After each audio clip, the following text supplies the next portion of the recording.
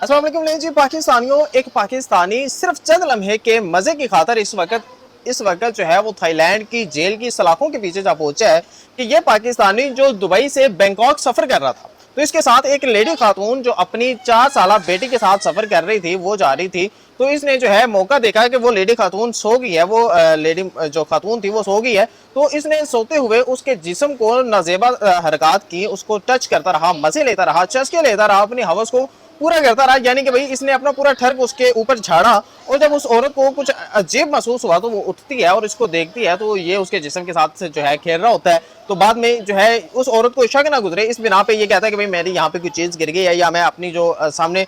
Screen जो digital screen होती है उसको सेट करने की कोशिश कर रहा हूँ। तो जिसके बाद वो औरत एक दफा तो खामोश हो जाती है, लेकिन बाद में वो जब प्रवास मुकम्मल होती है, बैंकॉक प्रवास पहुंचती है, तो वहां पे जाके लैंड करती है, तो कैबिन क्रू को बताती है कि इस बंदे ने, इस पाकिस्तानी ने, इस साहिल ने मेरे साथ इस तरह की हरकत की है, तो लिहाजा मुझे इसके खिलाफ एक केस फाइल करना है। तो जिसके बाद उस लड़के से पूछा जाता है, सबसे पहले तो वो जो है आई मई शे कहता है कि भाई मेरा तो इस तरह का कोई इरादा नहीं था। लेकिन बाद में जब उससे मुकम्मल तफ्तीश की जाती है, तो वो उस लड़की के पाँव में गिर पड़ता है और माफिया मांगता है, रोता है, गिड़गिड़ाता है। लेकिन इस खातून ने जो है अपना एक किरदार जो एक होना चाहिए कि भाई इस तरह के जो लफंगे हैं इनको वाकई सजा मिलनी चाहिए, उसने वो किरदार अदा किया और ये बताया कि भाई इस तरह के लफंगे जो हैं इनको जेल में पहुंचाना चाहिए। तो जिसके बाद इन दोनों को जो है बैंकॉक पहुंचाने के बाद वहां की जेल में जो है वो पहुंचाया जाता है, वहां के थाने में पहुंचाया जाता है, जहां पे वो लड़की जो है वो एफआईआर दर्ज करवाती है और इस बंदे को पकड़ लिया जाता है और अदालत की जानिब से इसको 3 साल कैद की सजा सुना दी है। तो ये अंजाम हुआ है इस बंदे का कि जिसने चंद लम्हे की मजे की खातर, ठरक की खातर इस कदर जो कभी अमल किया है कि अब जो है इसकी नस्लें भी याद रखेंगी।